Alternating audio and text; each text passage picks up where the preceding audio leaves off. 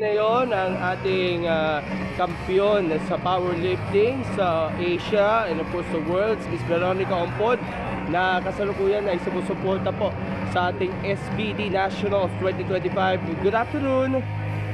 Good afternoon din po.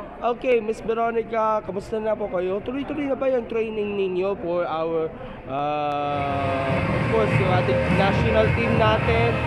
Ano latest sa yung training?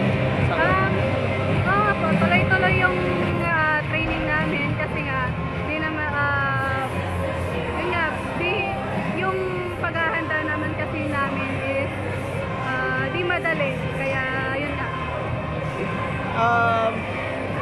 Yung sa progress ninyo sa ropa sa training, so pa meron kayo mga adjustments or improvements na yung ginagawa sa ngayon? Kasi noong nakaraang 2024 season, alos nagtatagumpay ka sa iba't ibang mga competitions, at ngayon 2025 tinitiyak naman sa inyo na ikaw yung mababounce back.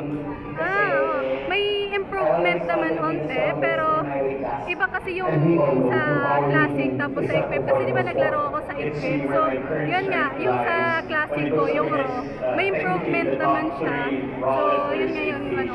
So para ano yung mga nakalinya na competitions para sa inyo sa 2025, o di kaya kasali ka ba ngayon dito sa SBD Nationals?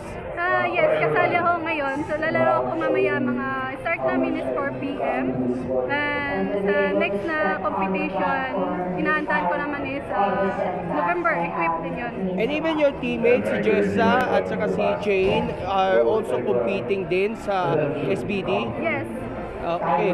So, right now, ano siguro expectations niyo sa paglawak ninyo sa SBD Nationals? Kasi ito rin parang nagsisilbing basis para sa inyo, para makapag-handa kayo sa mga nakalinyang mga competitions for 2025.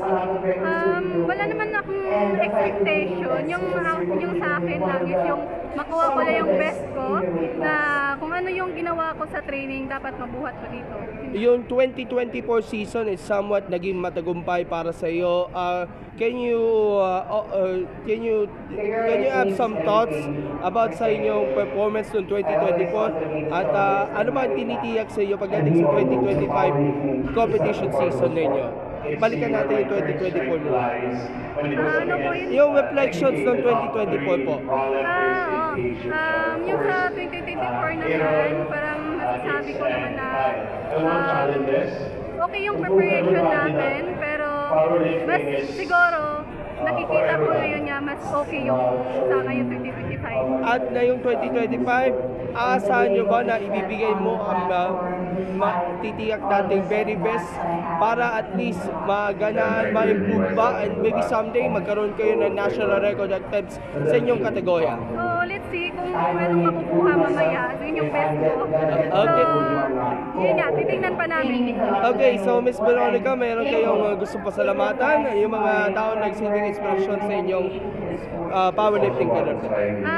Unang salamat ko is siyempre yung coach ko, si Eddie Torres, Sir Eddie Torres, si Coach Alan Pahe, tapos yung mga yung sa Muscle Tech, tapos Luis Boco, Chiefs Enasal. Alright, so thank you so much, Veronica. Good luck sa SBD Nationals and see you and all the best. Thank you po.